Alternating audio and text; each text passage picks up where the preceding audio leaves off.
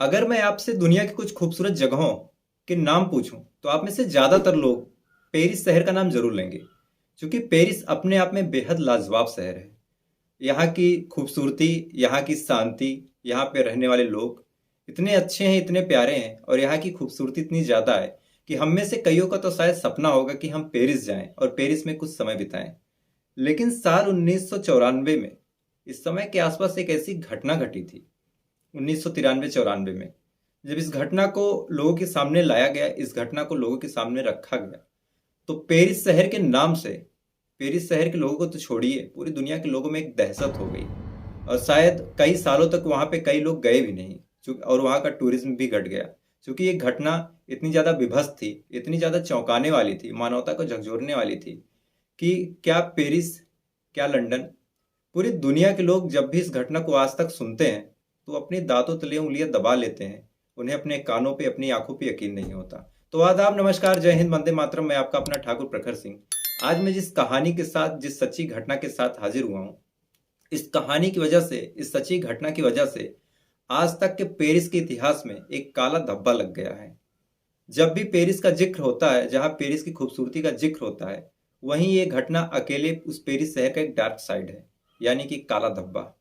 लेकिन अब इस कहानी को शुरू करूं उससे पहले आपसे अनुरोध है कि अगर आप हमारे वीडियो पे नए हैं, हमारे चैनल पे नए हैं, तो वीडियो को लाइक कर लीजिएगा, एक प्यारा सा कमेंट कर लीजिएगा और चैनल को सब्सक्राइब कर लीजिएगा। क्योंकि जब आप एक लाइक करते हैं, एक कमेंट करते हैं, तो एक तरह से आप मुझे एक ग्लूकोज, एक तरह से आप समझिए एक ग्लास ग्लूकोज पिला देते हैं मेहनत करने के लिए।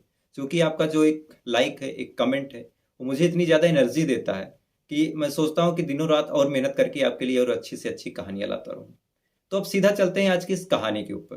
तो इस कहानी की शुरुआत होती है साल 1994, जब एक आदमी का मर्डर होता है, और वो मर्डर उसके ही घर में हो जाता है। अब पेरिस जो है बेहद शांत शहर, वहां पे ऐसी घटनाएं ज्यादातर होती नहीं। तो पुलिस वाले पूरे इस मामले की जांच में लग जाते हैं कि ये मर्डर किसने किया, कैसे किया, और जांच पड़ताल में लग जाते हैं और अपने अपने तरीके से अलग अलग एंगल पे छानबीन करने लगते हैं। और बाकी जो उस आदमी का फोन था मरने वाले का, उसको सर्विलांस पे लगा देते हैं और आसपास के सीसीटीवी कैमरे खंगाले जाते हैं। लेकिन कहीं से कोई सुराग, कोई सबूत नहीं मिल रहा था। लेकिन इस घटना को जैसे ही थोड़ी देर बीतता है, तभी पता चलता है कि मरने वाले का जो क्रेडिट कार्ड था, वो एक दुकान पे, एक कैमरे की शॉप पे इस्तेमाल हुआ है। अब पुलिस भाग के उस दुकान पे जाती है, वहां के सीसीटीवी कैमरे में चेक करती है कि आखिर कौन है जिसने इस आदमी का, मरने वाले का क्रेडिट कार्ड इस्तेमाल किया है। तो वहां पे एक आदमी का शकल, एक आदमी का चेहरा उस सीसीटीवी कैमरे में रिकॉर्ड हो रहा था, और उस आदमी का नाम था निको क्लार्क। अब पुलिस इस आदमी के चेहरे को उस सीसीटीवी कैमरे से कैप्चर करती है, अपने फोन में लेती है, अपने लैपटॉप में लेती है, और उसकी स्केच बनवा के पूरे शहर में लगवा देती है। अब आनन फानन में जांच पड़ताल में जुट जाती है। इस आदमी का कहीं कोई पता नहीं चलता, क्योंकि ये आदमी भी थोड़ा सा चौकन्ना हो जाता है कि ये आदमी कौन है, मेरे बारे में पता किया जा रहा है तो मैं थोड़ा सा छुप के रहूंगा। लेकिन पुलिस जब अपने तरीके से छानबीन कर रही होती और इस आदमी के बारे में पता कर रही होती, तभी इसे कहीं से पता चलता है कि ये आदमी अपने अपार्टमेंट में छुपा हुआ है। और उसके बाद जब इस आदमी का पता पुलिस को चलता है, और पुलिस जब इस आदमी के घर पे दबिश डालने जाती है, और जब दरवाजा खोलती है, तो दरवाजा खोलने के बाद अंदर जो नज़ारा, जो सीन पुलिस को दिखता है, उसे देखने के बाद पुलिस वालों की हिम्मत नहीं पड़ती कि उस घर के अंदर अब कदम रख लें। क्योंकि अंदर का नज़ारा इतना ज़्यादा खौफनाक, इतना ज़्यादा भयानक था, इतना ज़्यादा विभत्स था, इतना ज़्यादा जघन्य था कि उसे देखने के बाद पुलिस वालों की आंखें फटी की फटी रह गई, हाथ पैर कांप रहे थे। किसी पुलिस वाले में हिम्मत नहीं थी कि दरवाजे के अंदर कदम रख ले। क्योंकि जब पुलिस वाले पहुंचते हैं तो देखते हैं कि जो आदमी का घर है, उसके छत पे इंसानों के हाथ पैर काट काट के लटकाए हुए हैं, और उन हाथों पैरों से अभी भी खून टपक रहा है।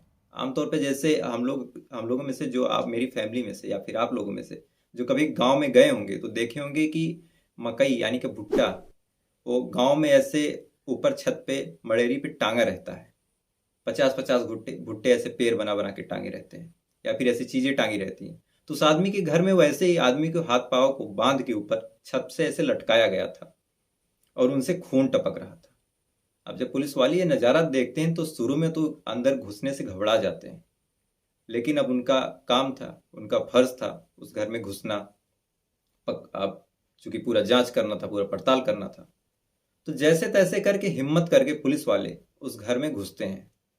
और जब घर में घुसते हैं तो देखते हैं कि घर के अंदर चारों तरफ इंसानी मांस के लोथड़े, इंसानी मांस के पीस, किसी की सीने की पसली, किसी का कुछ, ऐसे ऐसे पूरे घर में बिखरा हुआ है। उसके बाद जब थोड़ी दूर और आगे जाते हैं घर के अंदर एक कमरे में, तो देखते हैं कि एक कांच के बर्तन में, एक कांच के जार में काजू रखा हुआ है। अब पुलिस वालों को लगता है चलो कम से कम कुछ तो ऐसा दिखा जो मानवता वाला है, इंसानियत वाला है। लेकिन जैसे ही उस काजू को खोला जाता है तो उसके अंदर भी जो चीज मिलती है, उसे देखने के बाद पुलिस वालों के हाथ से वो बर्तन छूटते छूटते रह गया। दरअसल वो जिसे काजू समझ रहे थे वो काजू ना हो कि इंसानी दांत थे, जिन्हें इंसान के मसूड़े से, इंसान के जबड़े से उखाड़ उखाड़ के उस जार में रखा गया था। अब पुलिस वाले फिर एकदम हैरान हो जाते हैं कि किस आदमी का घर था, और हम यहाँ एक मर्डर के कातिल को पकड़ने, एक हत्या के जुर्म में एक कातिल को पकड़ने आए थे, और यहाँ आने के बाद ये क्या दिख रहा है। बहरहाल अब जब उन्हें कुछ समझ नहीं आता तो फ्रिज की तरफ जाते हैं कि चलो फ्रिज में देखते हैं क्या मिलता है, क्योंकि जब घर में ऐसा नज़ारा है तो फ्रिज के अंदर का क्या होगा।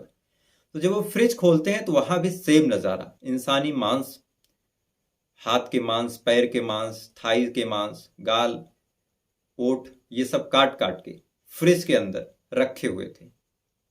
अब फिर डीप फ्रीजर, जो फ्रिज के अंदर का डीप फ्रीजर होता है, वो भी खोला जाता है। पुलिस वाले कहते हैं कि इसको खोलो, शायद इसके अंदर कुछ पानी वगैरह मिल जाए, कहीं से तो ये इंसान का घर लग जाए, क्योंकि ऐसी कोई चीज नहीं मिली थी जिसकी वजह से कहा जा सके कि इंसान का घर है।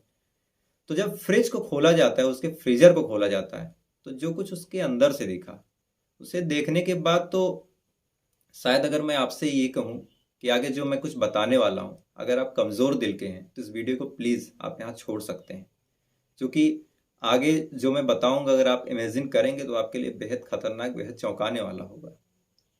दरअसल उसके आदमी के फ्रीजर में इंसानी खून को अलग अलग पाउच में पैक करके रखा गया था। अब पुलिस वाले जब इतना सब देखते हैं कि पेरिस जैसे शांत शहर में एक आदमी ऐसे काम कर रहा है, इंसानों को काट के उसने टुकड़ों टुकड़ों में करके लटकाया हुआ है, उसके फ्रीजर में खून रखा हुआ है जिसे शायद वो पिएगा, और मांस वगैरह रखा हुआ है, तो फिर पुलिस वाले जब उस आदमी को नहीं पाते तो उस आदमी के बारे में छानबीन करते हैं और पता करते हैं कि इस आदमी की हिस्ट्री क्या है, ये आदमी है कौन। तो जो जानकारी, जो चीजें उस आदमी की निकल के सामने आती हुई थी, इस आदमी का नाम निको क्लॉक्स था, और इस आदमी का जन्म 1972 के आसपास हुआ उसी शहर में। और इसके पिता एक कंप्यूटर के इंजीनियर थे, सॉफ्टवेयर इंजीनियर। अब पिता एक हाई प्रोफाइल जॉब कर रहे थे, तो इनके जो पिता थे, कभी इस देश में कभी उस देश में उनका ट्रांसफर होता रहता था। और 1972 के आसपास अगर कोई कंप्यूटर साइंटिस्ट हो या फिर सॉफ्टवेयर इंजीनियर हो, तो उस समय सॉफ्टवेयर इंजीनियर की जो वैल्यू थी, जो रिपोर्टेशन थी, वो बहुत ज़्यादा थी। तो इस वजह से जो इसके पिता थे निको के, वो बार बार कभी इस देश में, कभी अफ्रीका जाते, कभी सिंगापुर, कभी कहीं, कभी जापान, ऐसे ऐसे उनका ट्रांसफर 2-2 महीने पे, 4-4 महीने पे कंपनी उनकी करती रहती। अब आमतौर पे अगर कोई भी आदमी, उसका ट्रांसफर 2-2 महीने, 3-3 महीने पे हो रहा है, तो जाहिर सी बात है कि जो बच्चे होंगे उनके स्कूल हमेशा समय के साथ साथ बदले जाएंगे। अभी पता चले क्लास 1 में उस आदमी का एडमिशन हुआ ही था कि फिर से ट्रांसफर हो गया। तो इस वजह से जो निको था, इसका कोई दोस्त, इसका कोई यार हो नहीं पाया, इसकी किसी से दोस्ती हो नहीं पाया। जैसे दोस्ती होनी होती, इसके पिता का ट्रांसफर हो जाता, इसे मजबूरी में जाना पड़ता, और इस वजह से ये बेहद अकेला, बेहद शांत रहने लगा। और पिता के पास भी इसके ज़्यादा टाइम नहीं था, माँ इसकी रहती नहीं थी। तो जो इसके दादाजी थे, सारी दोस्ती, सारी यारी, सारी बॉन्डिंग इसकी इससे दादाजी से हो जाती है। और इसकी जितनी भी बातें थी सिर्फ दादाजी से अपने शेयर करता, सारा लगाव इसके दादाजी से था, और इसके पिता से ज़्यादा इसको मतलब नहीं था। कुल मिला के बेहद अकेला हो गया था। और ऐसे ही लगभग 10 सालों तक, जब इसकी उम्र 10 साल थी तब तक ये ऐसे ही रहता है। लेकिन साल 1982 में जब ये 10 साल का हो जाता है और ये अपने दादाजी के साथ एक दिन ग्राउंड में बैडमिंटन खेल रहा था, तभी अचानक से इसकी दादाजी को स्ट्रोक आता है, दिल का दौरा पड़ता है। और इस स्ट्रोक की वजह से, इस दिल के दौरे की वजह से इसके दादाजी का देहांत हो जाता है। अब एक तरफ इसके साथ जो इसका इकलौता दोस्त था, जिसके साथ ये घुल मिल चुका था, जिसके साथ इसका बात व्यवहार था, बोलचाल था, उसके दादाजी, उनका देहांत हो जाता है। और दूसरी तरफ इसकी जो माँ थी, वो इसी के ऊपर इल्ज़ाम लगा देती है कि जो दादाजी की मौत हुई है, मृत्यु हुई है, इसमें तुम्हारा ही हाथ है, तुमने ही कुछ किया। तो इसके ऊपर एक तरह से दुखों का पहाड़ टूट पड़ता है कि एक तरफ मेरे दादाजी खत्म हो गए, मर गए, जिनसे एक मेरी दोस्ती थी, इकलौते मेरे दोस्त थे, और ऊपर से मेरे ऊपर ऐसा इल्ज़ाम लग गया। तो एक तरह से इसकी जो अपने माँ से ममता थी, जो अपनी माँ को प्यार करता था, वो प्यार अब धीरे धीरे नफरत में बदलने लगी। और इस घटना को जैसे ही 2 महीने बीते, इसकी माँ ने पुलिस को फ़ोन किया और कंप्लेन किया कि इसके बेटे ने मेरे मेरे ऊपर हमला किया है, मतलब मेरे बेटे ने मेरे ऊपर हमला किया, जानलेवा हमला। पुलिस आती है, इससे पूछती है तो सीधा सीधा इनकार कर देता। लेकिन इसकी माँ जो थी इस बात पे अड़ी रहती है कि मेरे बेटे ने मेरे ऊपर जानलेवा हमला किया है, निको ने हमला किया। हालांकि पुलिस बीच में समझौता करा देती है, माँ को भी समझा देती है कि कुछ भी हो, आपका बेटा है, आपकी औलाद है, आप ऐसे फंसाएंगे इसको, जेल में डाल देंगे, क्या मतलब। माँ को भी ये बात समझ में आ जाती है और वो कुछ कहती नहीं, बात अपनी वापस ले लेती है, कंप्लेन वापस ले लेती है। और इधर नीको कहता रहता है कि मैंने कोई हमला नहीं किया। तो यहाँ से इसके पहले वायलेंस की, पहले हिंसात्मक नेचर की पुष्टि होती है कि इसकी माँ ने खुद कंप्लेन किया था कि ये अपनी माँ पे ही हमला किया था। उसके बाद एक बात और सामने आती है, जब इसके घर वाले अपने दादा, मतलब अपने पिता की, इसके नीको के दादा की कब्र पे जाते हैं, तो देखते हैं कि कब्र जो है कई बार खोदी हुई थी, कई जगह से। और जब इस मामले की जांच की जाती है कि दादाजी की कब्र किसने खोदी, तो ये बात सामने आती है कि नीको अक्सर कब्र के पास आता है और आने के बाद कब्र को खोद के कभी उसके दादा के हाथ को बाहर निकालता, कभी पैर को बाहर निकालता, कभी उसी कब्र में सो जाता। अब जब माता पिता ये बात सुनते हैं नीको के, तो उनके तो एक तरह से पैरों तले जमीन खिसक जाती है कि उनका बेटा ये क्या कर रहा, कहीं उनका बेटा पागल तो नहीं। अब फिलहाल इकलौता लड़का था तो उसे कहीं भेज भी नहीं सकते थे, हॉस्पिटल वगैरह में भी नहीं डाल सकते थे। तो उसके पिता को आइडिया आता है कि अगर इस जगह पे रहेगा, चूंकि इस जगह पे काफी दिन से हम रह रहे हैं, दादाजी के साथ इसकी यादें जुड़ी हुई हैं, इस वजह से अगर यहाँ रहेगा तो ऐसी हरकत करेगा, तो इसका मात्र एक ही इलाज है कि हम इसको ले जाके किसी और शहर में हम लोग शिफ्ट हो जाए, किसी और जगह हम लोग शिफ्ट हो जाए। तो उसके बाद इसी सब वजह से इसके पिता किसी और दूसरे शहर में शिफ्ट हो जाते हैं और एक बार फिर से नीको का जो माहौल था, इन्वायरमेंट था, फिर बदल जाता है। और यहीं से नीको जो था वो थोड़ा सा वायलेंट, थोड़ा सा हिंसक हो जाता है। और फिर जब इसे नए स्कूल में भर्ती किया जाता है, तो वहाँ पे जैसे कोई नया लड़का आता है, कोई नया स्टूडेंट आता है, तो आमतौर पे हम लोग भी करते हैं, कॉलेज में होता था मेरे, रैगिंग वगैरह थोड़ी बहुत हो जाती है, हंसी मजाक बच्चे कर लेते हैं, थोड़ा सा मस्ती कर लेते हैं। तो नीको के साथ भी ऐसी मस्ती होती है, इसे बच्चे बुली करते हैं, इसे थोड़ा सा चिढ़ाते हैं, परेशान करते हैं। लेकिन इसका जो नेचर था, पहले पहले भी स्कूलों में इसके साथ हुआ था ये सब सारी चीजें, तो पहले ये हंस के टाल देता था, लेकिन इस बार हिंसक हो गया। इसे इसके दिमाग में ये बात बैठ गई कि कोई भी मुझे ऐसे करेगा, मुझे परेशान करेगा, तो मैं इसे जान से मार दूंगा। अब चूंकि स्कूल में इसे बुली किया जा रहा था, सारे स्कूल के बच्चे इसे परेशान करते, और आमतौर पे ये चीज़ आप भी जान लीजिए कि अगर आपको कोई परेशान कर रहा है, अगर आप उस पर रिएक्शन देते हैं, तो उस आदमी से आपकी बॉन्डिंग फिर कभी नहीं हो सकती। जैसे आप किसी कॉलेज में गए, स्कूल में गए, आपकी रैगिंग हुई, अगर आप उस पर स्ट्रिक्ट एक्शन लेने की सोचे, ऐसा कुछ करने की सोचे, तो एक तरह से एक दुश्मनी पैरेलली चलने लगेगी, फिर आप दोनों कभी एक नहीं हो सकते। तो जब इसने भी ऐसे वायलेंट रिएक्शन दिखाए और बदला लेने की सोची, किसी बच्चे को मारा पीटा, तो पूरे स्कूल के बच्चे एक तरफ, ये अकेला एक तरफ हो, यानी कि इसका ना कोई वहां दोस्त बना, ना किसी से दोस्ती हुई, ना यारी हुई।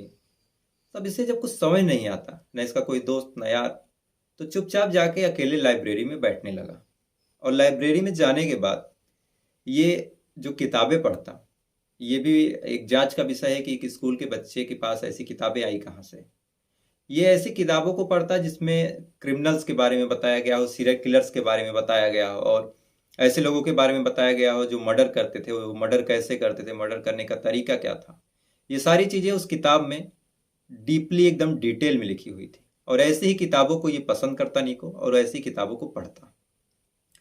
और पढ़ने के बाद इसके पास एक सीरियल किलर की सीरीज आती है, एक किताब जिसमें सीरियल किलर्स के बारे में लिखा गया था बाकायदे कि कौन कैसे था। जैसे आप मेरे चैनल पे हैं, मैं आपको अक्सर सीरियल किलर्स की कहानियां सुनाता रहता हूँ, तो ठीक इसी प्रकार सीरियल किलर्स की कुछ कहानियां ये इसे भी मिलती हैं, ये भी पढ़ता है।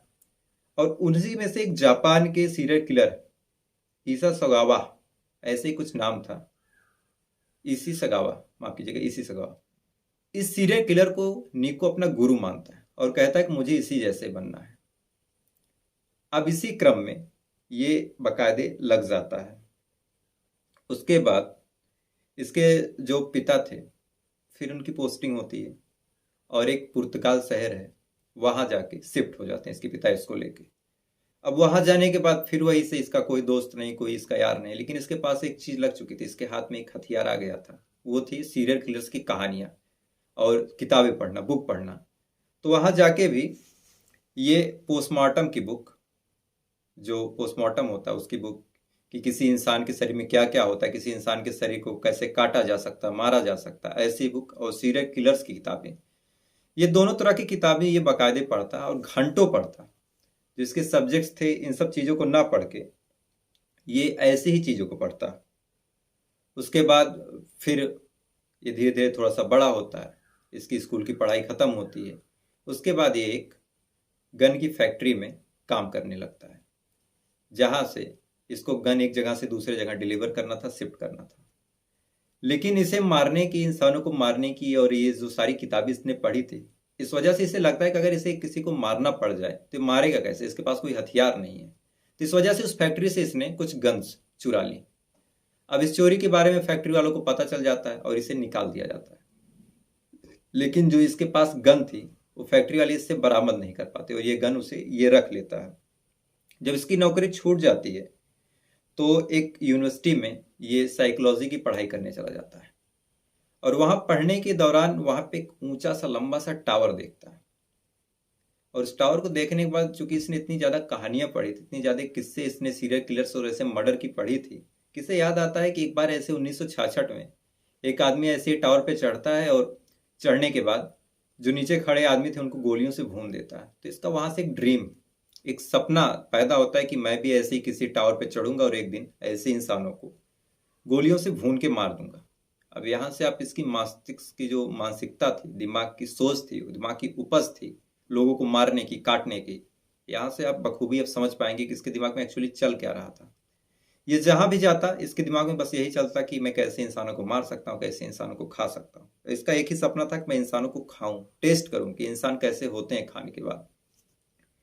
अब ऐसे ऐसे चलता रहता है और इसकी यूनिवर्सिटी की पढ़ाई भी पूरी हो जाती है। हालांकि अब तक इसके किसी मर्डर का, किसी को मारने का कोई रिकॉर्ड अब तक सामने नहीं आया था।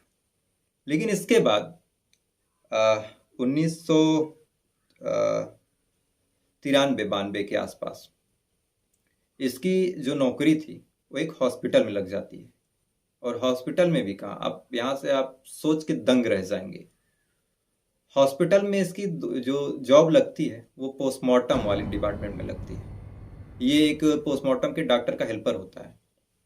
इसका काम था कि डॉक्टर साहब जब पोस्टमार्टम कर दें तो बॉडीज को सिलना या फिर पैक करना और लेके जाना कब्रिस्तान में दफन कर देना।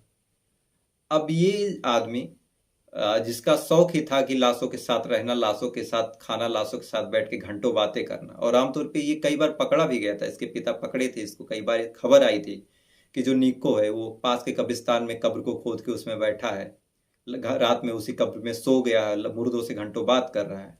तो इससे जब पूछा गया तो ये कहता है कि जिंदा लोग मेरे काम के नहीं, जिंदा मेरा कोई दोस्त नहीं, ये जो मर चुके हैं ये मेरे सबसे अच्छे दोस्त हैं। तो यहाँ से ये एक तरह से इसका जो इंटरेस्ट था, इसकी जो दिलचस्पी थी, वो जिंदा लोगों से ज़्यादा मरे लोगों में हो गई थी। और संजोग से इसकी किस्मत इतनी अच्छी कि इसकी जो जॉब थी वो ऐसी जहाँ लग भी गई थी। तो बाकायदा जब डॉक्टर साहब पोस्टमार्टम कर लेते तो जो लाश को इसे सीना होता, वो पैक करके कब्रिस्तान में दफनाना होता, तो उनमें से कई लाशों को इसने, जो लावारिस थी, जिसको इसी को दफन करना था कब्रिस्तान में ले जाके, जिसका कोई लेने देने वाला नहीं था, जिसका कोई पहचान वाला नहीं था जो लाश को क्लेम कर सके, तो ऐसी लाशों को ये अपने साथ चुरा के ले जाता, उन्हें काटता और काट के उनके मांस के टुकड़ों को पका के खाता, उनके खून को एक, अच्छा इसकी एक जॉब और थी उसी हॉस्पिटल में कि ये ब्लड बैंक से खून हॉस्पिटल में लाता और खून हॉस्पिटल से खून ले जाके ब्लड बैंक में जमा करता। तो इसकी जो सारी इच्छाएं थी, सारी जो थी, इसके जॉब में बाकायदा पूरी हो रही थी। और ये मुर्दों को चुराता, ले जाके अपने घर पे उनके खून को निकालता, फ्रीजर में ठंडा करता, आइस क्यूब डालता और बाकायदे बैठ के पीता। अब जब पुलिस वालों ने इससे पूछा, यहाँ तक ये बताता है और उसके जब पकड़ा जाता है, पूछा जाता है, तो पुलिस वालों ने इससे पूछा कि आप मतलब ऐसे खून को कैसे पी सकते हो, इंसानी खून को। तो इसने जो जवाब दिया वो भी बेहद चौंकाने वाला था। इसने कहा कि सर आप भी पी के देखो, मज़ा आ जाएगा, आपको भी मज़ा आ जाएगा। अब यहाँ से आप समझ सकते हैं कि कितना बड़ा आदमखोर बन चुका था कि इसे इंसानी खून पीने में मज़ा आ रहा था, इसे चस्का लग गया था, तलब होती थी इसे। तो फिलहाल ये उसी हॉस्पिटल में मुर्दों को चुराता, घर पे लाता, उनके मांस को पका के खाता, उनके दांतों को उखाड़ के एक जार में रखता और उनके खून को फ्रिज में ठंडा करके बर्फ डाल के पीता। ऐसा ही कई सालों तक करता है। लेकिन फिर जब 1994 में, जैसे आज के समय में एक सोशल मीडिया प्लेटफॉर्म जैसे ओमेगल आया, तो बहुत सारे लोग अभी भी ओमेगल पे एकदम जुड़े हुए हैं, किससे बात हो जाए, कैसे बात हो जाए। जब फेसबुक लॉन्च हुआ था इंडिया में हमारे, तो लोग अब तो इतना करते हैं कि अगर पहचान कर रहे हैं तो नॉर्मली रिक्वेस्ट एक्सेप्ट नहीं करते हैं, लेकिन तब किसी की भी रिक्वेस्ट आ जाए आदमी तुरंत एक्सेप्ट करता था, उसे मैसेज करता था, बात करता था। चाहे जान पहचान हो, वो अगला कहाँ का है, कैसे है, सबसे दोस्ती करने की आदमी फेसबुक पे कोशिश करता था। तो ठीक उसी टाइम पे जब मिनीटेल आया था पेरिस में, तो उस टाइम पे बहुत से ऐसे लोग थे जो नए नए लोगों से दोस्ती कर रहे थे, उनसे बात कर रहे थे, उनसे घनिष्ठ संबंध बना रहे थे, यहाँ तक अगर वो मिलने बुलाए तो मिलने भी चले जा रहे थे। तो ठीक है, ऐसा एक आदमी था थियरी। वो नया नया मिनीटेल पे आता है और उसे एक रिक्वेस्ट आती है, और रिक्वेस्ट नीको की थी। और वो बेचारा जो थियरी था बेहद सीधा साधा इंसान, और जब नीको की रिक्वेस्ट आती है तो एक्सेप्ट करता है, बातचीत चालू हो जाती है। उसके बाद ये अक्टूबर के महीने में 4 अक्टूबर 1994, 4 अक्टूबर 1994 को नीको को अपने घर बुलाता है।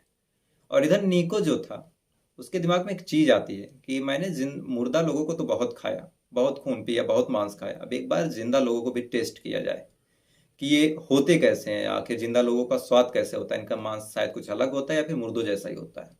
क्योंकि जो पोस्टमार्टम होते थे वो शायद 1 दिन पुरानी लाश के हों या फिर 2 दिन पुरानी लाश के हो, तो उसे मजा नहीं आता था। उसके दिमाग में था कि मैं एकदम ताज़ा गरम गरम खून पीऊं। तो बकायदा नीको अपनी पूरी तैयारी के साथ इसके थियरी के घर पे जाता है। 4 अक्टूबर 1994 थियरी दरवाजे पे दरवाजा खोलता है। नीको जो बेल बजाता है, थियरी दरवाजा खोलता है। दरवाजा खोलने के बाद नीको अंदर आता है। अब जब थियरी पलट के दरवाजा बंद करता है और बंद करने के बाद पीछे पलटता है, तो देखता है कि नीको अपना गन उसके सर के पास पॉइंट किया हुआ है, एकदम पॉइंट ब्लैंक रेंज। थियरी को लगता है कि शायद नीको कोई मजाक कर रहा है, क्योंकि थियरी बहुत ही सीधा साधा आदमी था, अपने जीवन में खुश था, उसकी एक गर्लफ्रेंड भी थी, उससे शायद शादी होने वाली थी। अब शायद इसी बात से नीको को चिढ़ हो गई थी कि क्या था ये, तो शायद नीको ने भी नहीं बताया। मैंने उसके काफ़ी इंटरव्यूज़ देखे, लेकिन कहीं से जानकारी निकल के सामने नहीं आई, कई डॉक्यूमेंट्रीज मैंने पढ़ी। तो नीको जब गन पॉइंट करता है तो थियरी को लगता है कि मजाक कर रहा है ये, और थियरी से कहता है भाई मजाक छोड़ो, बैठो कुछ पानी पियो। लेकिन जैसे ही थियरी इतना बोलता है, तब तक नीको जो था अपने गन से थियरी के सर पे फायर कर देता है और थियरी ऑन द स्पॉट गिर जाता है। लेकिन नीको देखता है कि थियरी के अंदर अभी भी जान बाकी है, तो उसे लगता है कि शायद 1-2 मिनट में थियरी मर जाएगा, तब तक मुझे कुछ खा लेता हूँ, पानी पी लेता हूँ। तो थियरी बाकायदे किचन में जाता है, लौट के आता है, किचन में देखता है कि कुछ बिस्किट के पैकेट रखे हुए, उसमें से कुछ पैकेट्स वो लेके आता है खाते हुए।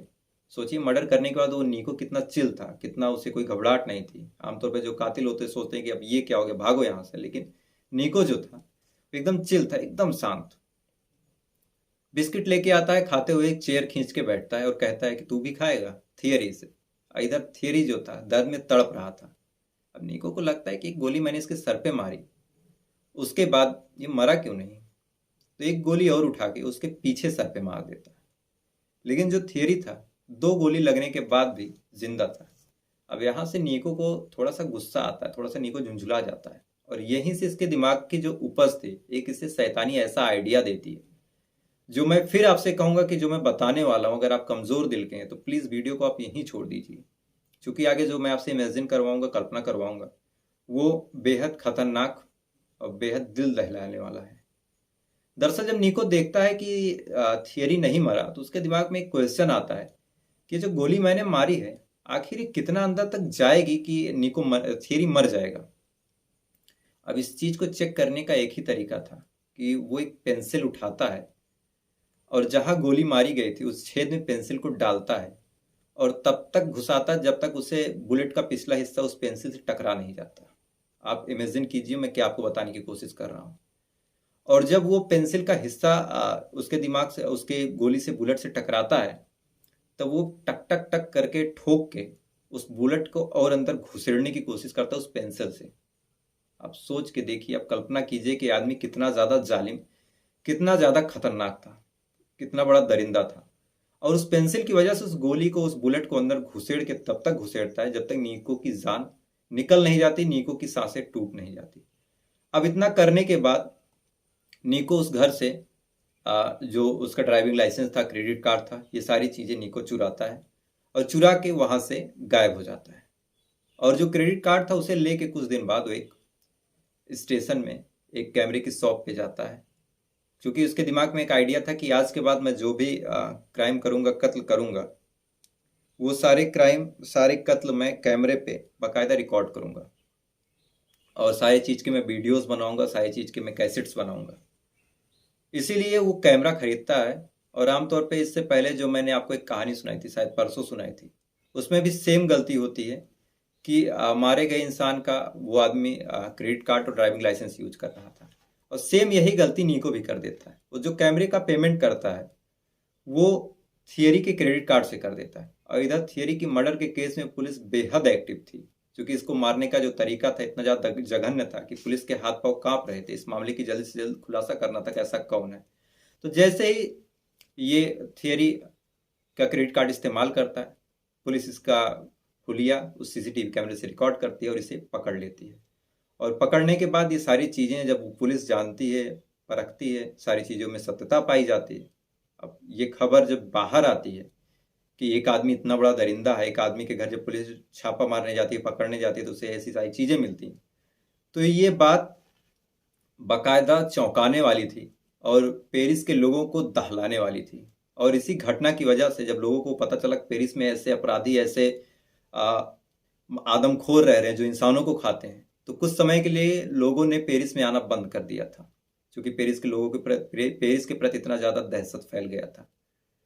और इस घटना की कई सारी ऐसी फोटोग्राफ्स हैं जो आपको मैं यहाँ तो नहीं दे सकता, क्योंकि यूट्यूब की कुछ पॉलिसीज़ हैं, लेकिन अगर आप मुझे इंस्टाग्राम पे मैसेज करते हैं या मांगते हैं तो मैं आपको वहाँ प्रोवाइड करा दूंगा। और बाकी आप मुझे इंस्टाग्राम पे फॉलो भी कर लीजिए, जुड़ जाइए, क्योंकि डेली मैं ऐसी किसी चीज़ की फ़ोटोज़, किसी चीज़ के वीडियोज़ आपको वहाँ प्रोवाइड करा सकता हूँ।